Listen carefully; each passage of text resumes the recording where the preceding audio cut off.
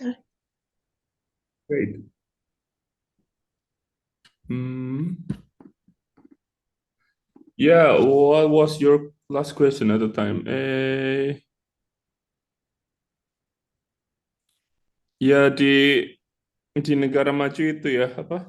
Hmm, User base-nya diligent gitu, rajin banget ah, ngupdate.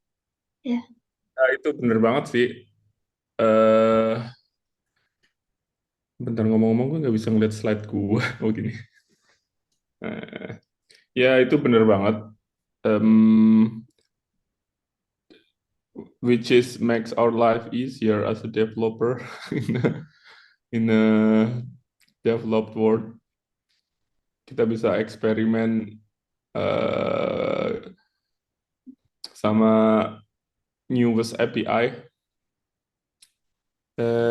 Terus available, apakah good practice? Ya ini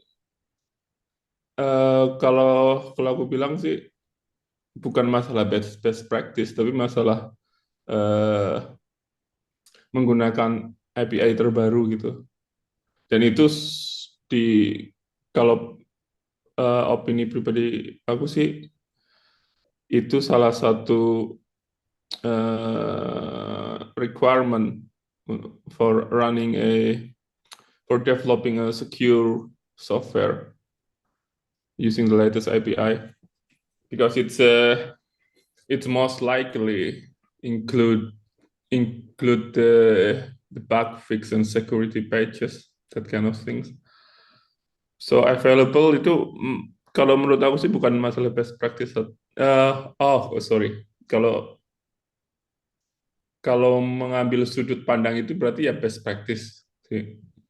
Kalau emang eh, tergantung situasinya sih, karena software development kan masalah trade off, nggak masalah benar atau salah kan.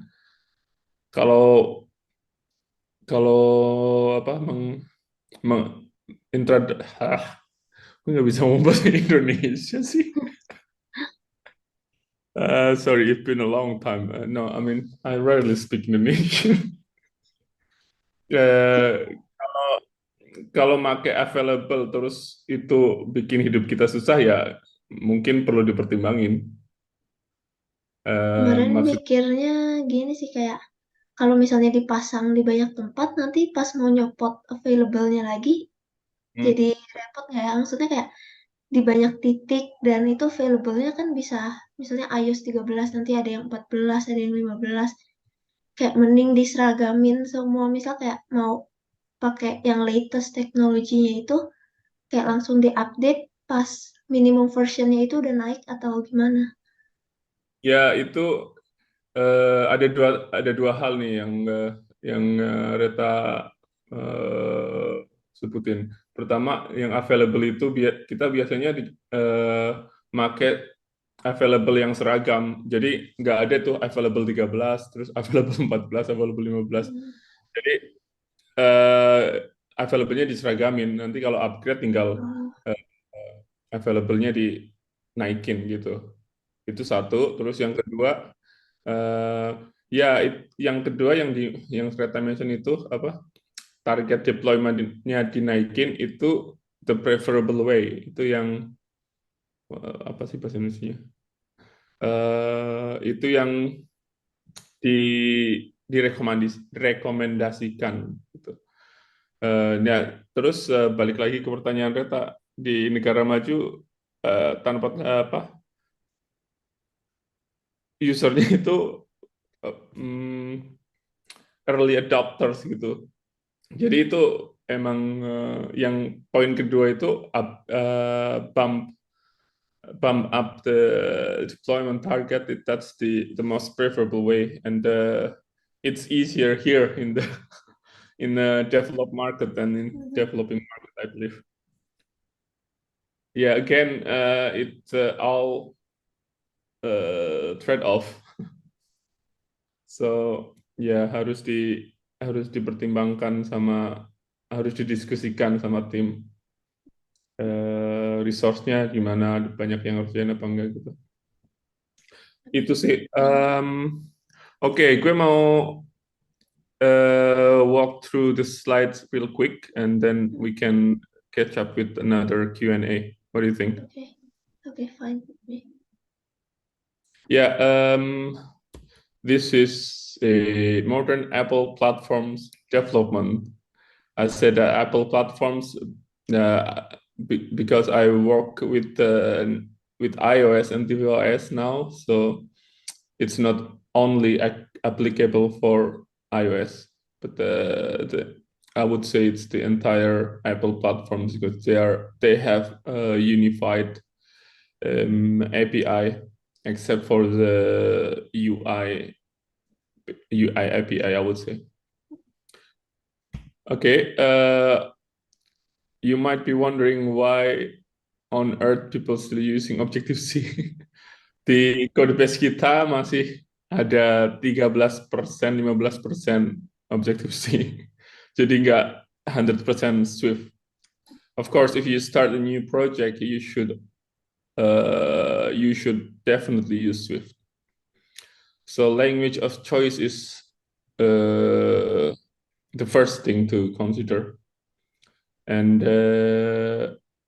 ya kalau kerja sama legacy project, mungkin upgrading ke apa ke Swift bisa jadi priority karena Objective-C udah terlalu tua, nggak apa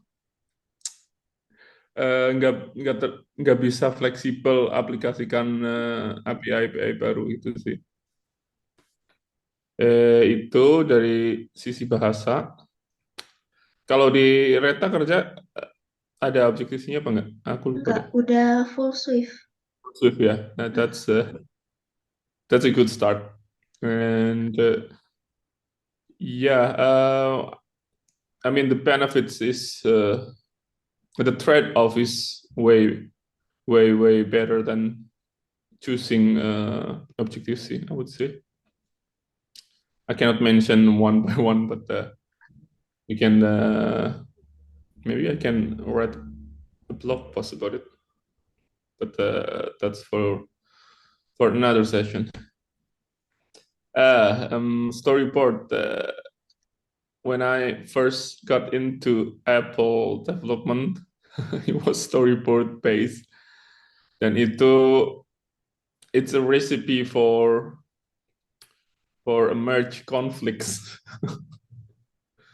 Apalagi kalau kita kerja di tim yang gede, more than 5 developers. Kita ada 15 developer kayaknya deh. Storyboard, I would say it's like Objective-C, it's legacy. Masih pakai storyboard?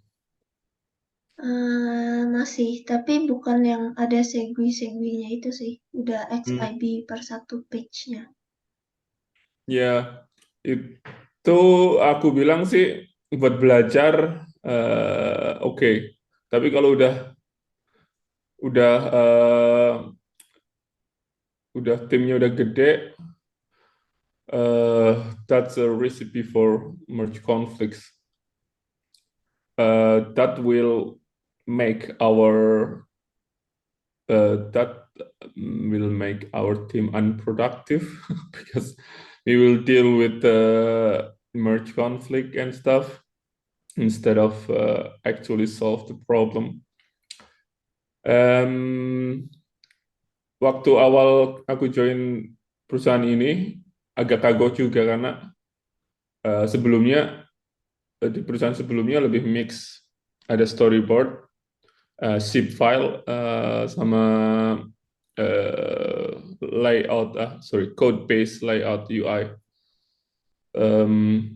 Terus waktu pindah ke sini ke perusahaan yang sekarang, it's a fully code based UI.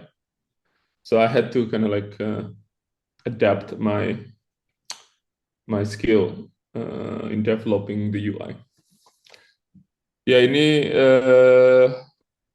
untuk modern app, karena Apple juga merekomendasikan untuk menggunakan Swift UI kan, it's a declarative UI framework. So that's the way to go. So if you start a new project, should abandon storyboard if it's possible. And it will lead to the next slide, which is UI kit or not UI kit. Again, it depends. Swift UI masih gimana ya? Swift UI masih terlalu dini lah. Kalau aku bilang sih, untuk develop UI di Apple platform itu UI kit masih mendominasi, I would say. That's all. I mean, yeah, it's a trade-off. It depends. Kita di perusahaan yang sekarang ada pakai UI kit sama Swift UI, tapi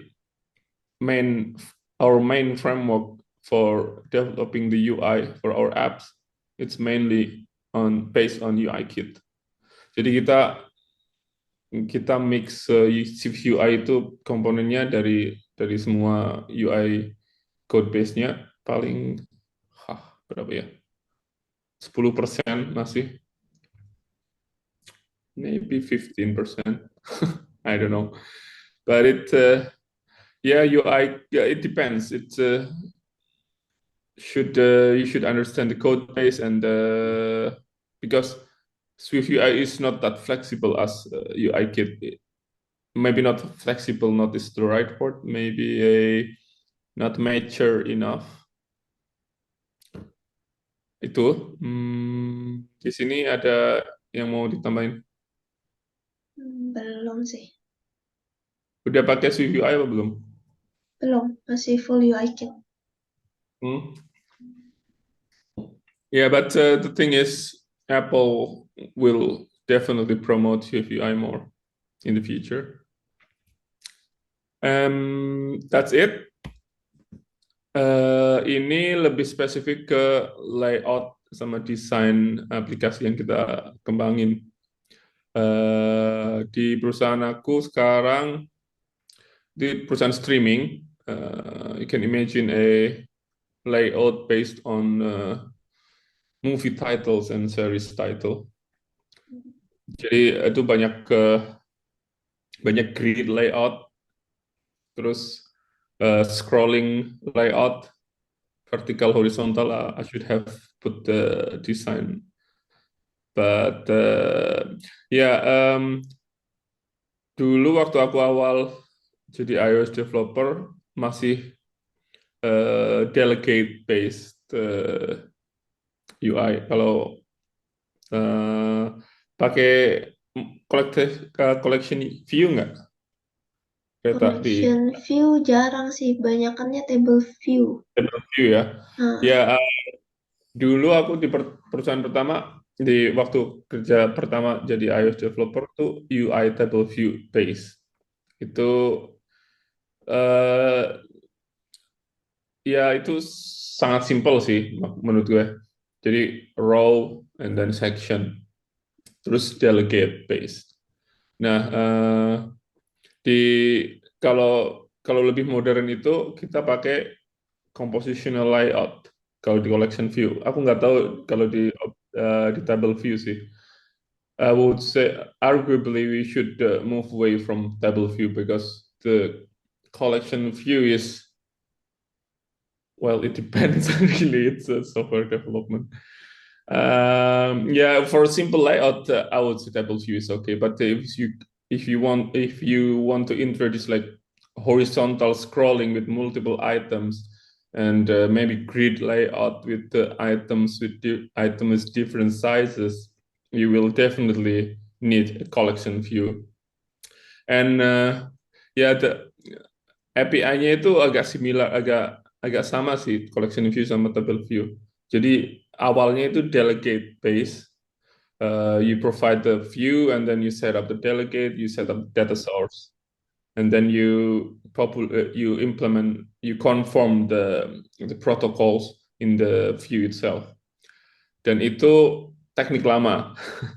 Nah, teknik yang baru itu menggunakan kalau di collection view, UI collection view compositional layout sama NS-Diffable data source snapshot. Jadi itu kita bisa dapat animasinya secara natif dari Apple System. Intinya data source-nya itu di hash, terus kalau ada perbedaan data source, dia akan menganimate perbedaan itu secara otomatis. Itu kayak, tapi drawbacks-nya API-nya sangat kompleks. Aku perlu waktu beberapa minggu buat grasp my head around the concept.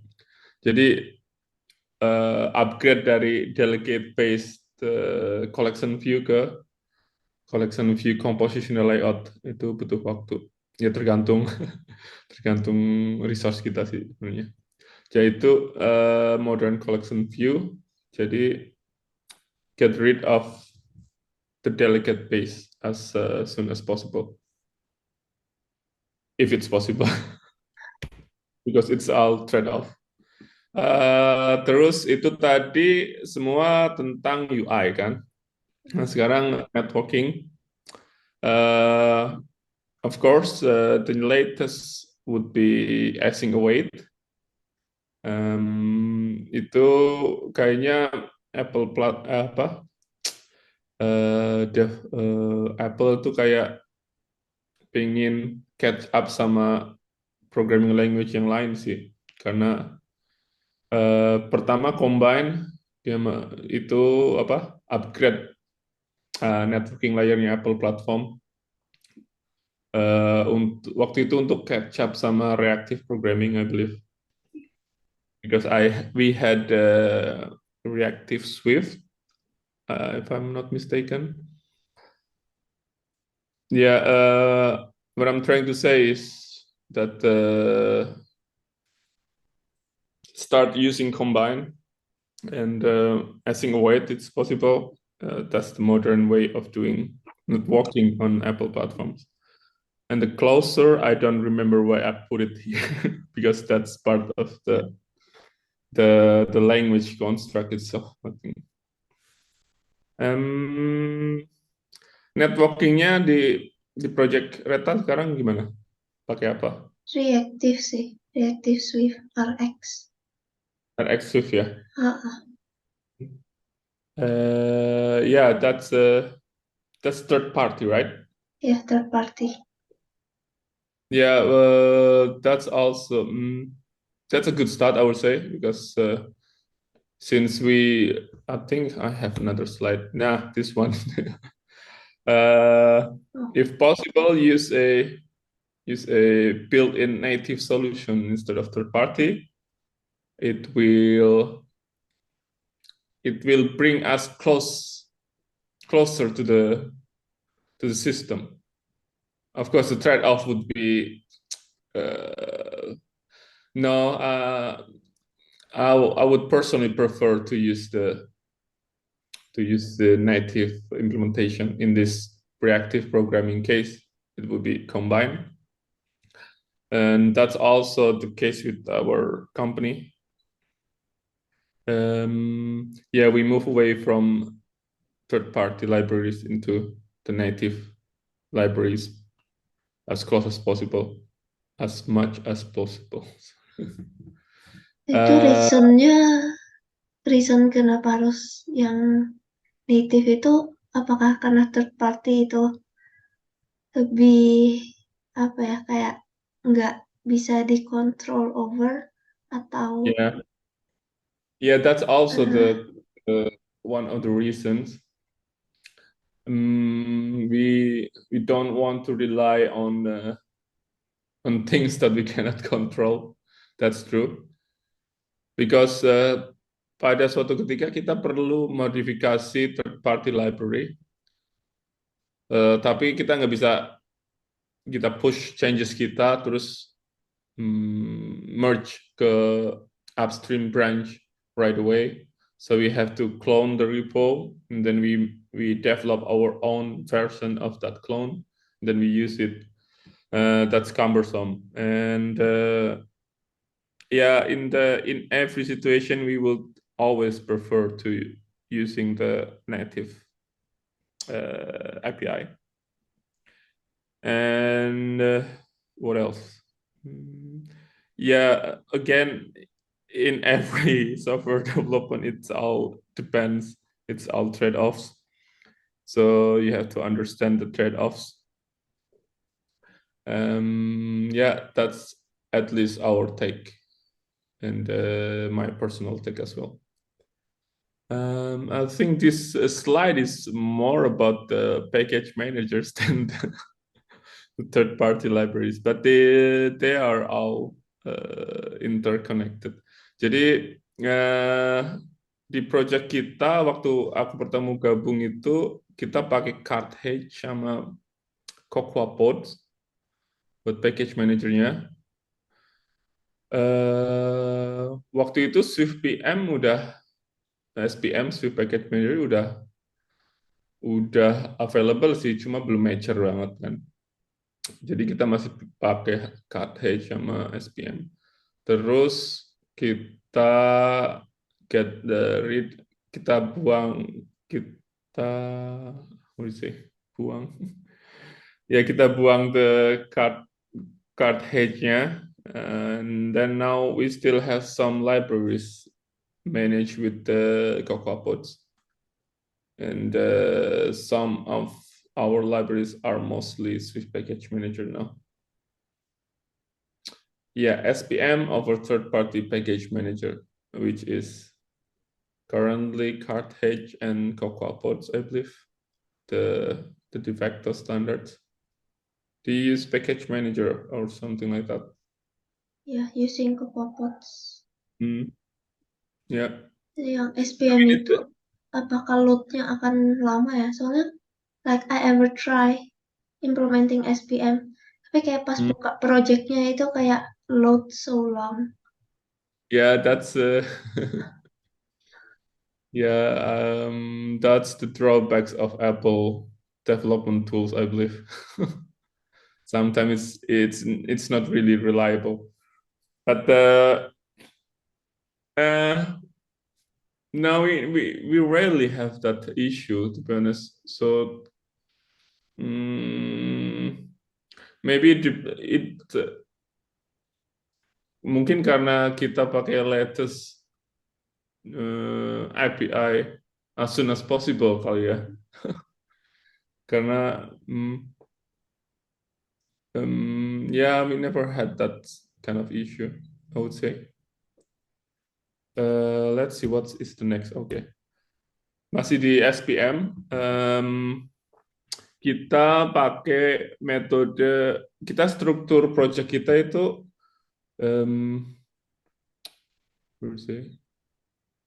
what is the term? Monorepo. Monorepo, do you know the term? So, jadi kita punya iOS project sama tvOS project dalam satu repository. Terus kita shared modules with the Swift Package Manager. Jadi shared library kita itu di manage pakai SPM. Itu kita punya banyak SPM package internal, both local and remote.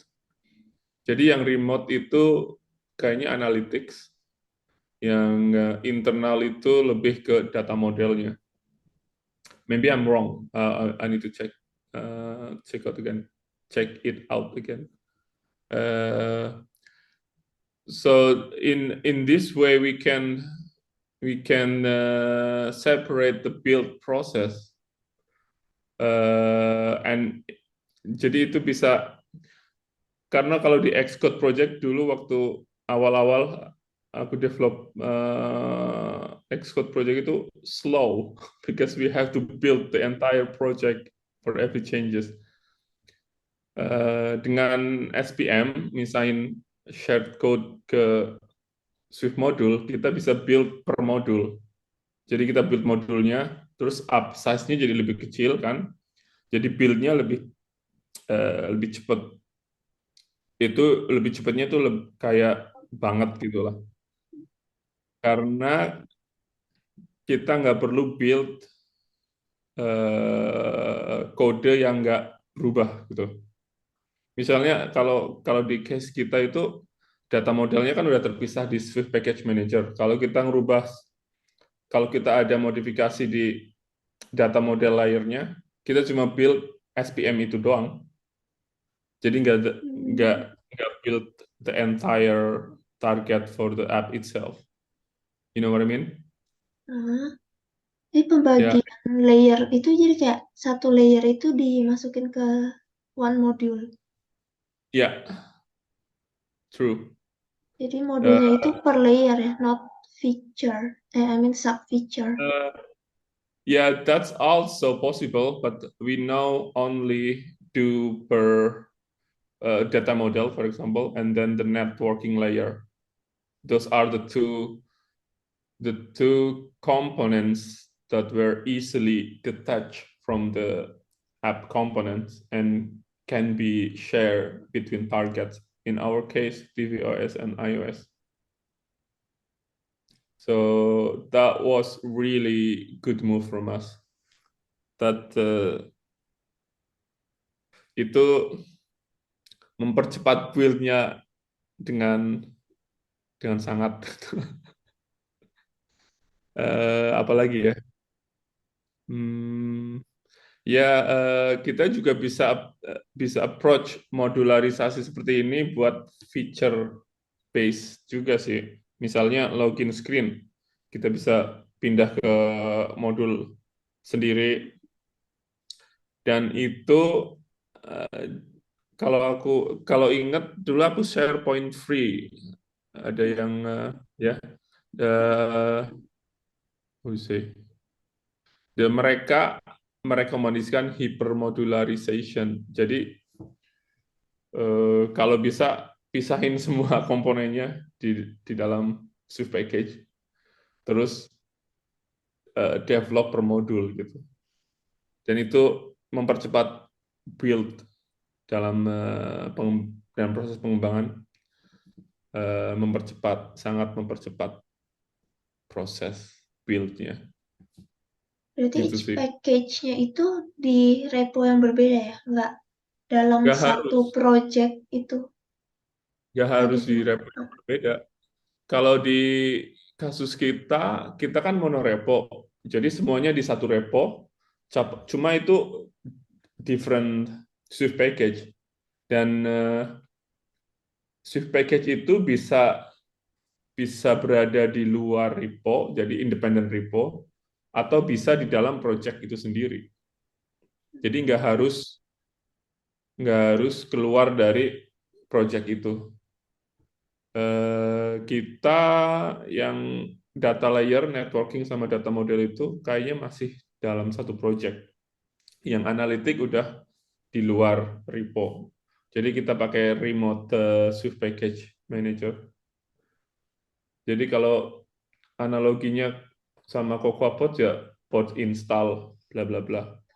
Tapi kalau yang lokal dia tetap Swift Package sendiri cuma di dalam satu project. Dan kita mix mix and match itu. Nggak semuanya remote package. Dan package-nya itu dalam format apa ya? Active framework atau ya modul langsung gitu ya? Formatnya SPM, SPM. Swift Maksudnya Package. nggak dijadiin kayak misalnya one framework gitu. No, yeah, I know what you mean.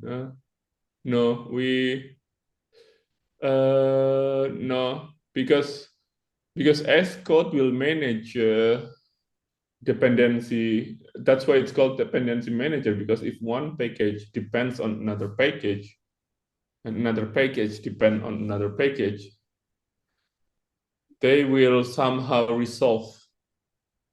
I don't know how it works under the hood, but they will manage all those complex package dependency together. That's why it's called package manager. Does that answer your question?